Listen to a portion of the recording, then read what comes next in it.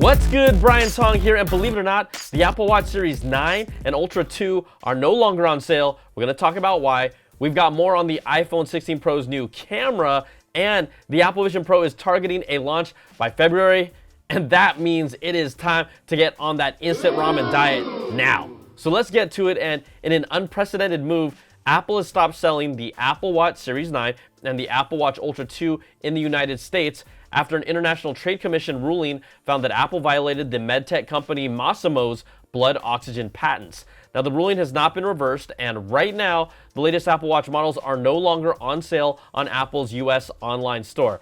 And Apple is expected to stop selling them in their own physical retail stores after December 24th in order to comply with the ITC ruling.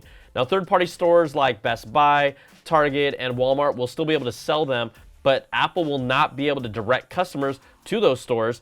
Apple will still sell the Apple Watch SE because it doesn't have a blood oxygen sensor. And the White House, they can step in and veto the import ban and reinstate sales, but they haven't yet and have until December 25th to decide if they want to intervene. Now, Apple will not be able to sell the Apple Watch until it removes the infringing technology, and it could potentially be a software fix, but it's unclear if that will be enough to lift the ban. Apple is also planning to appeal it as soon as it can on December 26th and is pursuing other legal options, but this is the first time that we have seen this happen. And then, in addition to that, as part of the import ban, when it goes into effect on December 25th, Apple will not be allowed to repair out-of-warranty Apple Watch models in the US, which typically involves replacing a broken unit instead of repairing the individual model. Now, replacement devices will not be available, and that affects anyone who needs a product replacement for an Apple Watch Series 6 or later, and then an Apple Watch Ultra and Ultra 2, because those are all models that include a blood oxygen sensor. The ban puts a stop to imports of all Apple Watches with blood oxygen sensing technology, which means Apple also can't bring them to the US from overseas where they are manufactured. Now, there are still ways to get the latest Apple Watch, so if you're really hoping to get one, you still can. But at the same time, the Series 9 and the Ultra 2 didn't really move the needle to make it a compelling upgrade this year. For me, it was really an incremental upgrade and maybe worth it for someone who is a really old Apple Watch that doesn't work anymore or a first-time Apple Watch user. But nothing like this has ever happened before, and you know what the ITC said to Apple? That's a ban, Apple! Boo! I'm sorry. I had to, but yeah, we'll keep you posted on what happens next. But there is no timetable or if, even when, this will get resolved in the near future and what kind of financial impact this could potentially have. All right, I've been following the Apple Vision Pro closely on this channel, and I've been giving you all the most detailed info that I can from my experiences. Well, the latest report from Bloomberg's Mark Gurman claims Apple wants to launch the Vision Pro by February, and production is currently active and has been ramped up to be ready for a launch by February. Now, Gurman says production is running at full speed and has been for the last several weeks to ensure that Apple Vision Pro is ready by the end of January, with the retail launch planned by February. Now, Apple has still only officially said it will be available in early 2024, so this is based on reports.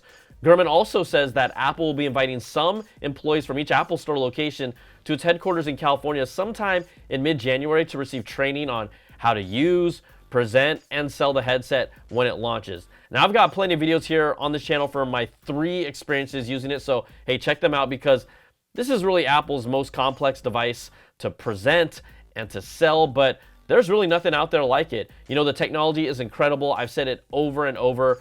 Its long-term comfort and its price point, those are going to be its 2 really huge initial hurdles. And like any headset, people are going to have to hear by word of mouth what it's like, but really, you got to experience it for yourselves, and that's going to take time to happen. Now, Apple also recently sent out an email reminder to developers to get ready with a list of tips to get their apps ready to roll for Vision OS, including things like using the latest Vision OS SDK, testing it thoroughly, and getting it evaluated by Apple. So we're getting really, really close to its launch, and I'm going to be so curious to just see how the public reacts to it once more people hear about it, try it out, and use it. I mean, you're ultimately the audience that's going to decide the fate of this product, because even from what I've seen, it feels like I've honestly just barely scratched the surface with it, maybe something like 10 to 20% of what it can do. I mean, there's so many more questions I have and so many more things that I want to find out. All right, Let's take a moment to thank the sponsor of this video, Anker. Now you've seen me showcase a lot of their charging accessories because they're so good, so reliable, and high quality, but that's not all they've got up their sleeve. Check out this, the Anker KVM switch, dual 4K for dual laptops. Now this is a device that lets you quickly and easily switch between two computers with just the press of a button using the same display. Now if you review a lot of products like I do, I'm always trying out different products and platforms, and this KVM switch lets me bounce between a Mac and a PC while also charging both laptops with a variety of other ports on top of that. Attached to the KVM switch is this switcher remote, and with the press of a button, I go from working on my Mac to then playing Fortnite on my PC because you can't play Fortnite on the Mac. Now, if you look at all the ports here, it has 3 USB-C power delivery ports. That's 2 on the back where I connect my computers with Thunderbolt USB-C cables, and then there is one on the front side. There are 2 USB-A ports, a USB 2.0 data port, and then we go back to the back where there's an HDMI port and a display port that both support 4K at 60 Hz and allow you to connect up to 2 displays at the same time. Now here, I'm currently using only one external screen for a display here, but the Anker KVM switch can accommodate the need for 2 external displays. Then on the side, there's a 3.5mm audio port. Now switching is seamless, it's really a no-brainer, and this remote is also magnetic, so it will stick in place on a metal desk. If you're in search of a docking station for 2 computer devices and 2 monitors, hey, look no further. The Anker KVM switch offers unrivaled performance that is sure to meet your needs. So check out the link in the description of the video. Okay, let's get back to the stories, and we have to talk about the iPhone 16 Pro and its new camera. Maybe I should say new in air quotes, but the latest report from Mac Rumors supports multiple reports that Apple is planning to put the 5x tetraprism telephoto lens design from the iPhone 15 Pro Max into both the iPhone 16 Pro and 16 Pro Max. Now this is the folded glass structure within the iPhone that reflects light, allowing for a 5 times optical zoom. Reports claimed it never made it into the 15 Pro because the components just took up significantly more space. So how are they going to get it into the 16 Pro? Well, all reports point to the iPhone Pro lineup increasing in size from its current 6.1 and 6.7 inch sizes to 6.3 and 6.9 inches for the 16 Pro and 16 Pro Max. And that extra space not only will bring a bigger screen, but more space to accommodate the tetraprism telephoto camera design into both Pro models in 2024. Now, internal documents that Mac Rumors has seen details how the camera design has a significant resemblance to the current 15 Pro Max one, and this is still pre-production, right? Things could change, but all signs point to the 5x optical zoom finally coming to the 16 Pro and 16 Pro Max, and that's good for me because even though I wanted it, a Pro Max is just still too big for me to hold and to fit in my tight, form-fitting pants that really make my booty pop. All right, looking forward with the iPhone lineup, according to early dev versions of iOS 18 that Mac Rumors has received information on, the operating system is internally codenamed Crystal, and it contains references to 4 unreleased iPhone models that all line up with what you expect: an iPhone 16, 16 Plus, 16 Pro, and 16 Pro Max. Now it's early, but up to this point there are no references to a rumored iPhone Ultra type model that has been talked about. New code from the OS currently indicates that the iPhone 16 lineup will feature the same chip on both base models and the Pro models with the A18, and that is different from where the standard lineup would typically use the chip from the previous generation's Pro lineup. Now there also might be an A18 and A18 Pro branding to differentiate between the 2 chips as well. We've also seen how Google's Pixel lineup has leaned heavy into AI with features, and the latest chips from Qualcomm and MediaTek, they're doing the same. So everyone wants to know how Apple will be competing in the generative AI space with the iPhone. And multiple reports have talked about how Apple will bring some type of generative AI features in the next iPhone around late 2024 with iOS 18.